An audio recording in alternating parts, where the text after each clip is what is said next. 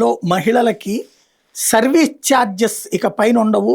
వాళ్ళకి వసూలు చేసేటటువంటి వడ్డీలు కూడా తగ్గించారు. గ్రామీణ బ్యాంకుల్లో 13% నుంచి 12% అన్నటువంటి వార్తని ఇక్కడ హైలైట్ చేసింది ఈనాడు.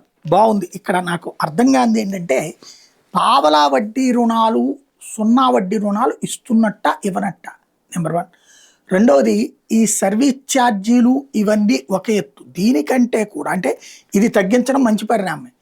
కానీ ఆ గ్రూపులకి ఈ కోఆర్డినేటర్లుగా పనిచేసే వాళ్ళు ప్రతిసారి డబ్బులు అప్పులో నుంచి కమిషన్ తీసుకుంటున్నారు. వాళ్ళు మినిమం 5,000 రూపాయల నుంచి తీసుకుంటున్నారు. వాళ్ళు అంటే ఓ ₹1,00,000 లోన్ వచ్చిందంటే 5,000 వాళ్ళకి ఇవ్వాల్సి వస్తుంది. వాళ్ళకి ఏ కారణంగా తీసుకోవాలో అర్థం కావట్లేదు, ఏ కారణంగా ఇస్తున్నారు అన్నట్టు. అది నష్టపోతున్నారు. ఇక్కడ ఇటు వడ్డీ ఏమైనా 12-13% అంటే ఇప్పుడు బ్యాంకుల్లో ఈ క్రెడిట్ కార్డ్ లోన్లలో దాదాపు అదే లోన్ ఇస్తారు.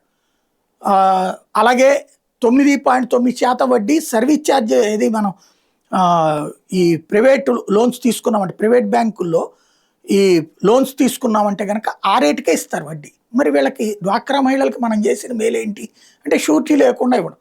ప్రభుత్వ ఉద్యోగులు కానీ ప్రైవేట్ ఉద్యోగులకు కూడా ఇప్పుడు బ్యాంకులు ఆ లోన్స్ ఇస్తున్నాయి. 13% లోను, 11%, 12%, 9.9% కూడా ఇస్తున్నాయి, సరిగ్గా మనం పే చేస్తూ ఉంటే కనుక.